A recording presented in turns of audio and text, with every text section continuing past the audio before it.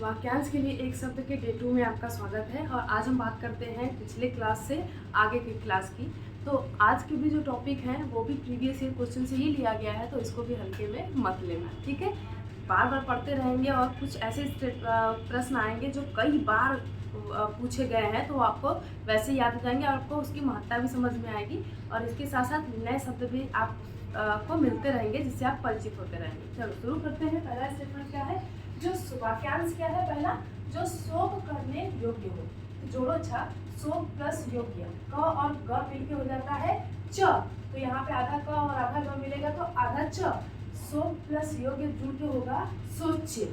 जब आप सोच्य शब्द बनाओगे इसका मतलब हो गया कि जो शोक करने योग्य हो। और जब कुछ ऐसे शब्द होते हैं जिनको विपरीत बनाना होता है तो उसमें यदि हम अ जोड़ दें तो वो विपरीत हो जाता है, अ नहीं का अर्थ रखता है। तो शोक करने योग्य ना हो, अ जोड़ दो आप, क्या हो जाएगा? अशोच्य। अशोच्य यानी जो शोक करने योग्य ना हो। नेक्स्ट, जिस पर आक्रमण हो। तो हम लेते हैं अकबर और महाराणा प्रताप को। ये तो युद्ध हुआ था, छोड़ो। जाके राणा प्रताप ने आक्रमण नहीं किया था। यहाँ पे लेते हैं कलिंग का। अशोक ने कलिंग पर आक्रमण किया था। तो एक तरफ कलिंग हो गया और दूसरी तरफ हो गए अशोक। तो कलिंग पर आक्रमण हुआ है तो कलिंग, जिस पर आक्रमण हुआ है यानी कलिंग, तो कलिंग पर आक्रमण हुआ है तो उसको कहेंगे आक्रांत। अशोक ने आक्रमण किया है तो इनको कहेंगे आक्रांता। तो जो आक्रमण करे आक्रांता, और जिस पर आक्रमण हुआ हो उसे कहेंगे आक्रांत। आक्रांत, ठीक है। नेक्स्ट, जिस पर चिन्ह लगाया गया हो। तो एग्जाम में जब आप क्वेश्चन पेपर मिलता है तो एक बार करने के बाद फिर मार्क कर लेते हो ऐसे ऐसे कि ये वाला हो गया है, ये इतने बचे हुए हैं। तो आपने क्या किया कि उसको मार्क कर लिया। तो ये क्रियाविधि कहलाती है जिसपे आपने चिन्ह लगाया हो। इसको यानी आपने क्या कर लिया है? चिन्हित कर लिया है। तो चिन्हित ऐसे नहीं लिखा था, चिन्हित ऐसे लिखाता है, ठीक है। तो जिस पर चिन्ह लगाया गया हो वो चिन्हित हो गया, चिन्हित। नेक्स्ट, जिसके समान कोई और न हो। जिसके समान कोई और न हो उसके लिए शुद्ध शब्द होगा अनुपम। आपके दिमाग में चल रहा होगा जिसके समान कोई और न हो, अतुलनीय नहीं। वहां पे स्टेटमेंट होना चाहिए जिसकी तुलना न की जा सके वो अतुलनीय होगा। लेकिन व्याकरण के जब आप बोलने को तो बोल सकते हो कुछ भी, लेकिन जब आप व्याकरण के और एग्जाम के प्रोस्पेक्ट से सोचते हो तो आपको बिल्कुल सटीक शब्द चुनना पड़ेगा। जिसका कोई शत्रु न हो, ये पिछले क्लास में हो चुका था। तो पिछले क्लास में मैंने आपसे प्रश्न भी पूछा था, तो वहाँ पे उत्तर क्या था? अजातशत्रु। आप पिछले क्लास को देख लेना। अजातशत्रु कौन थे?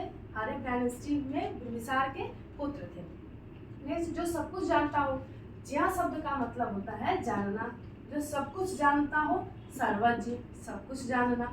और उसके अपोजिट देखो, जो कुछ नहीं जानता हो उसको क्या कहेंगे? अज्ञ। क्योंकि अ लग गया तो क्या हो गया? नहीं का सेंस आ गया। तो जो कुछ नहीं जानता हो उसे अज्ञ कहेंगे, जो सब कुछ जानता हो उसे सर्वज्ञ कहेंगे। जिसका कोई अर्थ न हो। तो आपके दिमाग में आया होगा अनर्थ, लेकिन नारे पगले ऐसा नहीं होगा। ऐसा इसलिए नहीं होगा क्योंकि अनर्थ का मतलब होता है कोई ऐसी आपदा जो अचानक घट जाए, उसे बहुत बड़ी हानि हो जाए, उसको बोलते हैं अनर्थ हो गया। तो जिसकी ये सेंस और ये सेंस दोनों चीजें अलग हो जाती है। ये बोल रहा है कि जिसका कोई अर्थ न हो। आपने ऐसे शब्द बोले, ऐसे कार्य किए जिसका कोई अर्थ या मतलब नहीं निकल रहा है, तो उसको बोलते हैं अर्थहीन।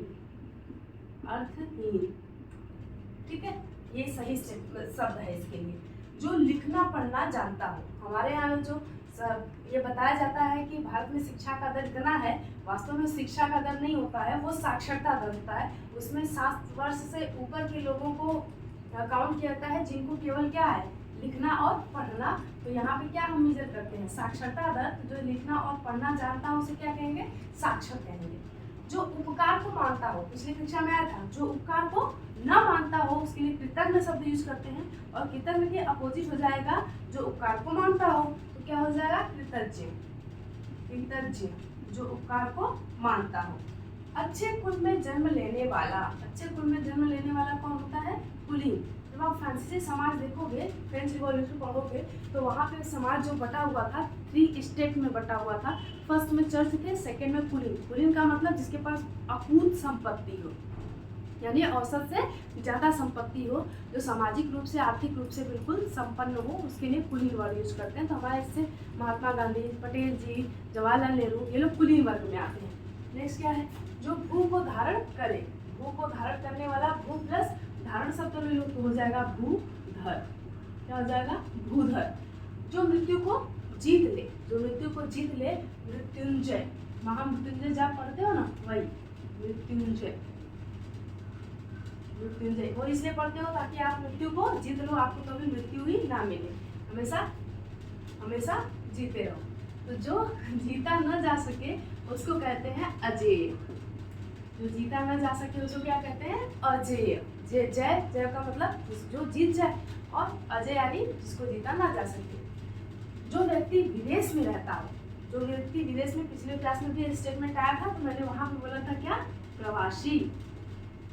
विदेश में रहता है तो मतलब भारत का नागरिक है और किसी भी कारणवश कहीं और जाके विदेश में रह रहा है, तो उसको विदेशी नहीं बोलेंगे, उसको बोलते हैं प्रवासी। वो अपने ही देश का है, अपना ही लोग है, ठीक है। तो जो एक से अधिक भाषाएं बोलता हो, एक से अधिक का मतलब बहुत भाषाएं, और बोलता नहीं, जानता हो। जानना के लिए शब्द होता है विद।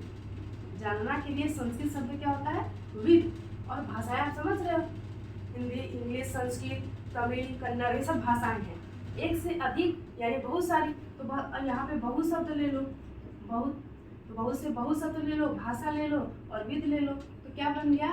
बहु भाषा विद। बहु भाषा विद, जो एक से अधिक भाषा जानता हो। जो युद्ध में स्थिर रहे, तो आपको महाभारत का याद ही होगा, कौन? युधिष्ठिर। युधिष्ठिर, युधिष्ठिर का तोड़ोगे तो युद्ध प्लस स्थिर, तो जो युद्ध में स्थिर रहे वो क्या कहलाता है? युधिष्ठिर कहलाता है।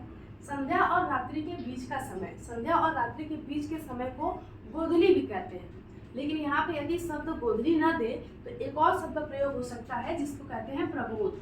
तो आपको ये ज़्यादा याद रखना पड़ेगा क्योंकि अब एग्जाम में ये शब्द मिलता है आपको। तो संध्या और रात्रि के बीच का समय प्रबोध होता है। बोलते हैं कि जब सूर्यास्त होने लगता है तो नहीं खाना चाहिए, नहीं सोना चाहिए, जो हमारी संस्कृति का एक अंग बना हुआ है, तो वहाँ पे उस टाइम पीरियड को कहते हैं प्रबोध या गोधूली। अनुचित बात करने के लिए आग्रह करना, दुराग्रह। दुराग्रह, दूरा दूर प्लस आग्रह। दूर का मतलब यहाँ पे बुरा से हो गया, और आग्रह का मतलब होता है बार बार इंसिस्ट करना, रिक्वेस्ट करना। तो अनुचित बात के लिए आग्रह करना, दुराग्रह। तो जो कुछ नहीं जानता हो, अज्य, जो यहाँ से हमने कर लिया था, कहाँ गया? ये इसके अपोजिट में किया था। तो आप अपोजिट देखो, सर्वज्ञ का अज्य लिख सकते हो, अज्य का विज्य भी होता है। विज्य सर्वज्ञ यानी जो सब कुछ जानता हो, यहाँ पे विज्य भी बोल सकते हो आप। तो अज्य का अपोजिट सर्वज्ञ भी होता है और विज्य भी होता है। नेक्स्ट, धरती और आकाश के बीच का स्थान। तो बहुत सारे लोगों के दिमाग में आएगा क्षितिज, नहीं, वहाँ पे स्टेटमेंट होना चाहिए जहाँ धरती और आकाश मिलते हुए प्रतीत हो, तो उसके लिए शब्द आएगा क्षितिज। यहाँ पे है धरती और आकाश के बीच का स्थान, तो उसको बोलते हैं अंतरिक्ष। अंतरिक्ष, ठीक है। ये हो गया वाक्यांश के लिए एक शब्द का डे 2 का क्लास। अब हम आगे की बात करेंगे। अभी बहुत सारे ऐसे शब्द हैं जो पिछले वर्ष में एग्जामिनेशन में पूछे गए हैं, तो बहुत ज़्यादा पढ़ना है, तो बहुत फ्रिक्वेंटली आपको क्लासेस मिलेंगे, सारी चीज़ें देखते रहो।